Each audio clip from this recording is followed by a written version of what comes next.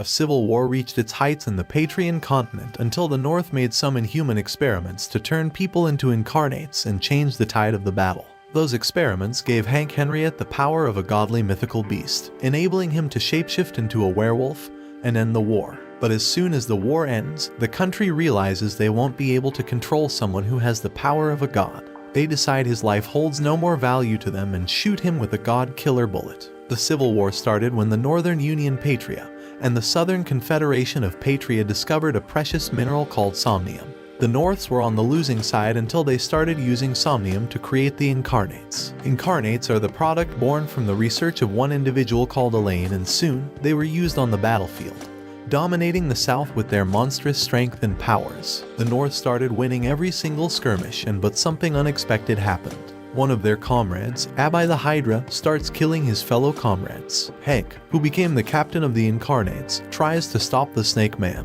Abby gets his conscience back for a few seconds and begs Hank to stop him. Before Hank can do anything, the human soldiers start losing their cannons, unleashing steel balls of explosive power against the monster. After the incident, Elaine reveals to Hank and Kane that Abby talked to her about his worsening condition. But Elaine couldn't do anything because she didn't know how to stop it from happening. She explains that Abby incarnate powers were starting to take over him, turning him into a true beast. Hank then gives everyone a speech. He tells they aren't true beasts, they're still human. He reveals what happened to Abby might also happen to them, and before they completely lose their sanity, they, as incarnates themselves, should be put down by their own. A couple of weeks later, the North started marching towards the southern capital, which also costed the squad their members, losing their sanity to the beast inside them, forcing their comrades to put them down. After a long and arduous series of battles, tomorrow at dawn, they're gonna march to the capital. Hank notices his comrades are losing heart and announces that he's going to ask Elaine out, since pretty much everyone in the squad pushes him to be with her, which surprises the squad, as Hank asks them to celebrate it with him once the war is over. Later that night, Hank visits Elaine and she asks him to talk outside. Elaine reveals to him that the war is already over and that the North and the South's already preparing for the peace treaty, except it doesn't include the Incarnates. Even though they are regarded as gods in the battlefield, many people still fear them.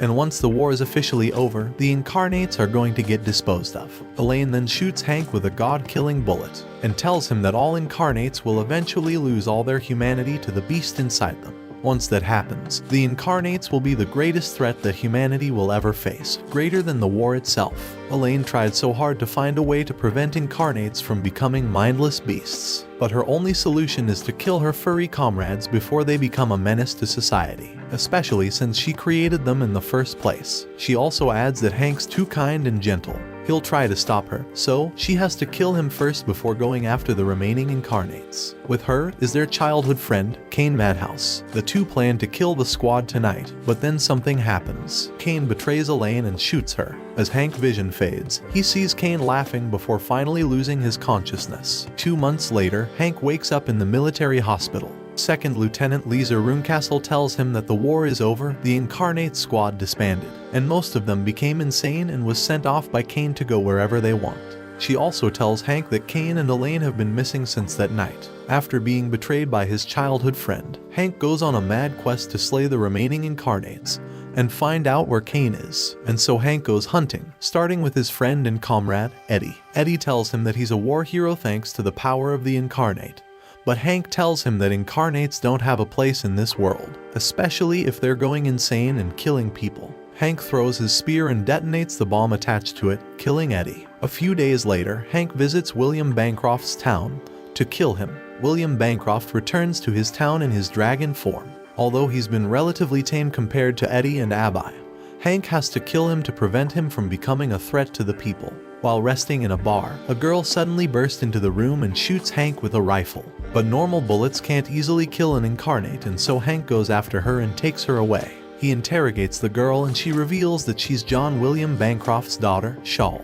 However, Hank's got someone in mind, Danny, another Incarnate in town, who is his target. He tells Shawl to stay put and goes to confront Danny. Hank faces Danny and tells him of his crimes, which are looting merchants on the roads and pillaging their wagons. Hank asks Danny if he can still remember the oath they swore back then, but Shawl interrupts them and goes between them, trying to stop Hank from killing Danny. Danny transforms into a rhino-like beast and starts attacking Hank. but Hank's already on his shoulders. Hank pierces Danny's chest with his bomb spear, detonating it as soon as he gets off the creature. The bomb explodes, and with Danny's defeat, Hank delivers the final blow. But before he can do that, Danny tells him that he only did that because their town is so poor they couldn't even drink coffee. With his final words heard, Hank shoots him down, finally ending the horrors that merchants experience while traveling roads. Before leaving, Shaw asks him if he's going to kill more of his comrades. Hank answers that they swore an oath. Once someone happens to turn into a beast, they must die. Shaw tries to stop her, but Hank's already made his mind. She then decides to accompany him on his monster hunting quest. A couple of days later,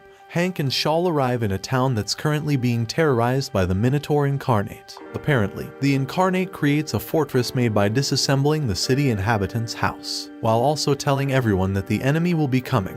There's no better time than now to prepare for war. Lisa informs them that they need to put a stop to the guy, as every citizen will become homeless if he continues to build his fortress. Hank tells Lisa that he's going by nightfall, and once the night arrives, Shaw accompanies him into the fortress entrance. However, while exploring the fortress, Shaw springs a trap, which almost slices her in half, but Hank saves her just in time. She then asks Hank about the Minotaur, and Hank tells her about Theo's backstory. Hank tells Shaw about Theo being a panicky and full of PTSD, which didn't surprise him given how Theo erected such a massive fortress full of traps. Once they reach the entrance, Hank leaves Shaw to face Theo. Hank finally reunites with Theo, and the Incarnate greets him with his usual anxiety over imaginary enemies. Once Hank clears his intentions, Theo transforms into a Minotaur, activating his trap cards. Hank becomes trapped from Theo's barrage of projectiles, and as soon as Theo's about to finish him off, Hank transforms into a werewolf. The Minotaur's traps are no match for Hank's keen senses and insane agility. Once Theo's trap hurls Hank into the air,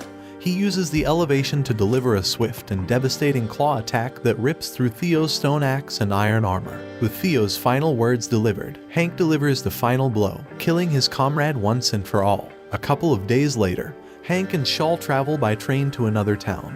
But before they can proceed, Lisa stops the train and briefs Hank about another Incarnate. Apparently, a benevolent Incarnate called the Behemoth is on a collision course with the recently built Iron Bridge, a connecting bridge between the North and the South. As soon as he knows the details, Hank tells everyone his plan and waits for the Behemoth to arrive. As soon as the Behemoth arrives, they start firing, which disables the monster. The next morning, the same guys who made the bridge start ranting about the Behemoth taking too long to be killed. Shaw also tries to convince Hank not to kill the Behemoth, but then explosions occurred later that night, which enraged the Behemoth up. Hank transforms into werewolf again to stop the raging Incarnate. After a series of attacks, they manage to blow the monster's guts out and trap it. However, the monster still moves, walking as fast as it could toward the bridge. And then, an area collapses from the cliff's edges, revealing the view of the ocean. Apparently, Artie's just a man of few words but longed to see the ocean.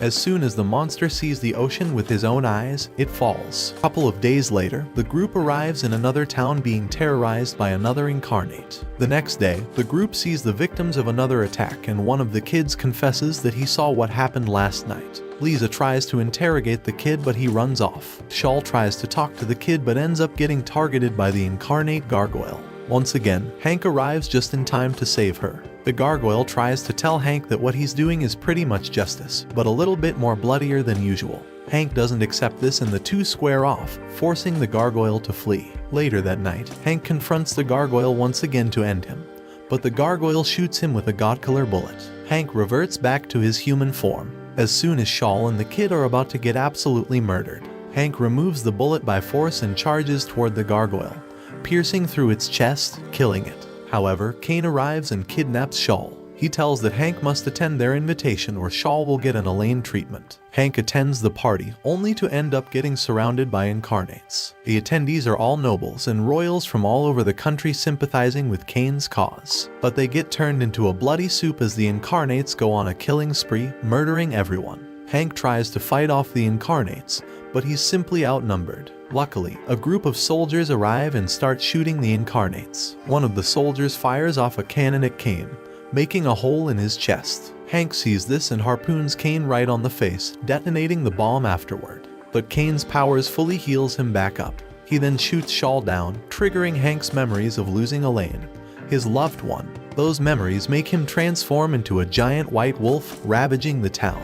He then goes missing after literally turning Whitekirch into a mess. A few weeks later, Hank finds himself aimlessly traveling into the frozen mountains somewhere in Patria. After walking a little bit, Hank gets attacked by another incarnate, a werewolf just like him. The werewolf asks him why he declined Kane's proposal and keeps pressuring him to transform into his real form. However, Hank's too weak to do anything, especially after transforming into a massive train wreck. He tries to flee, but the incarnate can smell him from afar. The werewolf charges at him and attacks the tree he's hiding behind, but Hank dodges the attack and manages to shoot the werewolf, who still resists and charges at him, injuring his left shoulder. After Hank's pathetic display of power, the werewolf tells him he'll make him transform and leaves the scene. That night, the werewolf finds Hank in the same spot again and challenges him, but this time around, Hank transforms into his werewolf form and squares off with the beast. The two monsters fight, and as Hank mindlessly attacks the werewolf, he remembers his transformation as the giant white wolf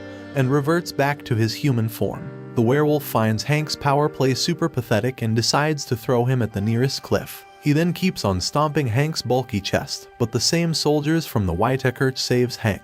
However, Hank falls as the cliff starts to collapse. Hank wakes up on Shaw's lap and she tells him that she went back to her hometown. Shaw tells her that her father, whom Hank previously shot dead, reanimated as a zombified incarnate, so she killed him. After killing her dad, Shaw informs him that somehow she understands why Hank is killing incarnates. Hank talks about his worries and she comforts him. Hank asks Shaw that although they might turn into monsters someday, him included, she shouldn't forget about them.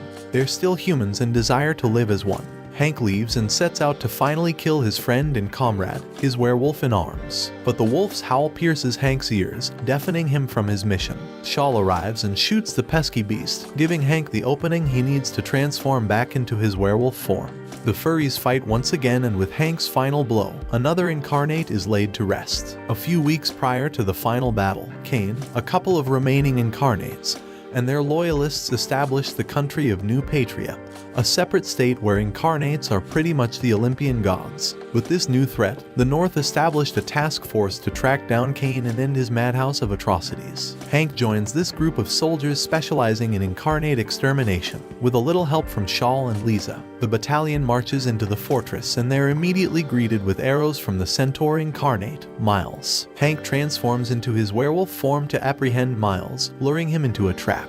But Miles stands up and heals his bullet wounds, quickly fleeing the scene while the soldiers rain bullets on him. The next day, the army readies themselves to start digging trenches. Later, the trench commander signals the attack, and waves upon waves of northern soldiers rush to the fortress to eat iron balls, which is led by Hank. Although the Northmen manage to get to the fortress foot, Miles ambushes them from behind and starts free-firing his arrows, killing the northern soldiers left and right. Miles tries to lure the soldiers away from the main army, but he's heading to a trap. The soldiers trips the centaur and he gets jumped by Hank, who pierces Miles's chest and fires a flare, signaling the commander to bomb his location.